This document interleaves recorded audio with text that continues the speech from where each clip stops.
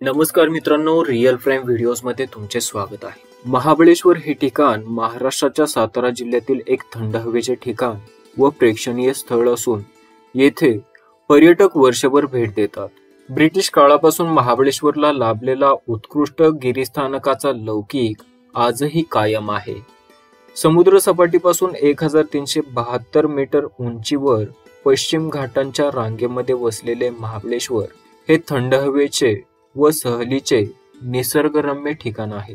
हे ठिकाण पुणे शहरापासून 120 किलोमीटर आणि मुंबईपासून 285 किलोमीटर अंतरावर आहे। हे 150 वर्ग किलोमीटर क्षेत्रफळ असणारे विशाल असे एक पठार आहे आणि त्याच्या सर्व बाजूंनी खोल दऱ्या आहेत। याचे समुद्र सपाटीपासूनचे सर्वात उंच ठिकाण 1439 मीटर इतके आहे, जे विल्सन पॉइंट किंवा सनराइज पॉइंट म्हणून ओळखले जाते। मळकोम पेठ, जुने क्षेत्र महाबळेश्वर आणि शिंडोलचा भाग अशा 3 खेडेगावांचे मिळून हे शहर निर्माण झाले आहे।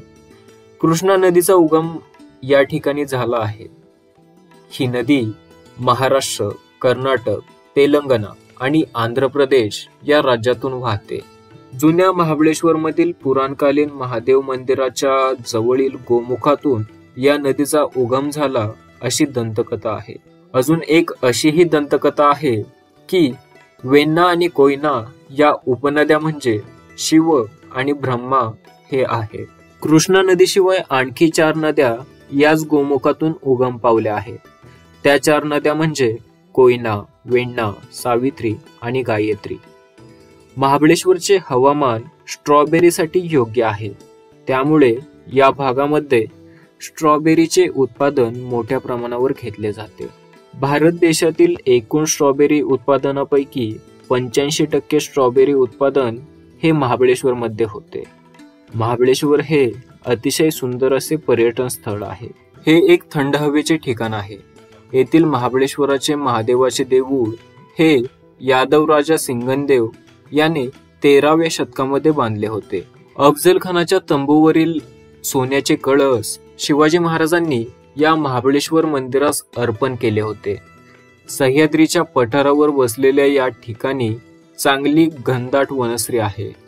महाबळेश्वर येथील महाबळेश्वर मंदिराला लागून असलेले जावळीचे खोरे आणि प्रतापगड या सर्व स्थळांना शिवरायांच्या नावाचा व कर्तृत्वाचा ऐतिहासिक संदर्भ आहे। महाबळेश्वर मध्ये पावसाचे प्रमाण खूप जास्त असून पावसाळ्यामध्ये हा परिसर जलमय असतो। येथील निसर्ग सौंदर्य खूप आकर्षक आहे।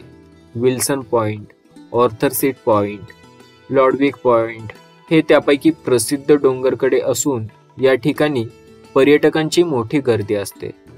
महाबळेश्वरच्या मंदिरातून कृष्णा, वेण्णा, कोयना, सावित्री व गायत्री या 5 नद्या उगम पावतात। येथे पंचगंगेचे देऊळ आहे। हे ठिकाण क्षेत्र महाबळेश्वर म्हणून प्रसिद्ध आहे। सावित्री ही नदी पश्चिम वाहिनी आहे, तर बाकीच्या 4 नद्या पूर्व वाहिनी आहेत।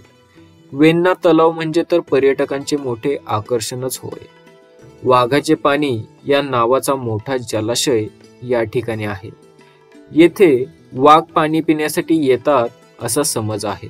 महाबळेश्वरच्या स्ट्रॉबेरी, रसबेरी, जांभळाचा मध, लाल मुळे व गाजरे प्रसिद्ध आहेत। महाबळेश्वरचा मध तर खूपच चविष्ट आणि प्रसिद्ध आहे। गुलकंद सुद्धा या ठिकाणी मोठ्या प्रमाणावर मिळते। ब्रिटिश राजवटीमध्ये काही ब्रिटिश या ठिकाणी विश्रांतीसाठी येत, त्यावेळी त्यांनी काही ठिकाणांना नावे दिले आहेत।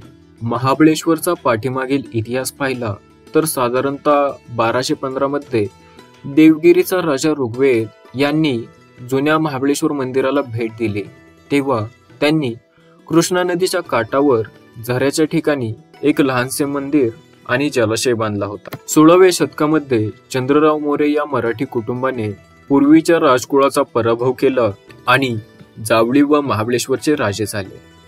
ते राजे झाल्यानंतर या मंदिराची त्यांनी पुनर्बांधणी केली होती। सन 1819 मध्ये ब्रिटिशांनी सर्व डोंगरी भाग साताऱ्याच्या राजांच्या छत्राखाली आणला होता। कर्नल लॉडविक हे साताऱ्याचे स्थानिक अधिकारी होते। त्यांनी एप्रिल 1824 मध्ये येथील सैनिकांनी वाटाड्यांना घेऊन एका पॉइंट पर्यंतचा प्रवास केला होता. या पॉइंटला आता लॉडविक पॉइंट म्हणून ओळखले जाते. महाबळेश्वर हे खरे नाव 1929-30 मध्ये पडले. त्यापूर्वी ते मालकम पेठ या नावाने ओळखले जात होते. महाबळेश्वर येथे राजभवन हे उन्हाळ्यात महाराष्ट्राच्या राज्यपालांसाठीचे निवासस्थान आहे. सातारा जिल्ह्यातील जावली तालुक्याच्या मेढा शहरापासून 29 किलोमीटर अंतरावर महाबळेश्वर आहे. सातारा शहर 45 किलोमीटर अंतरावर आहे.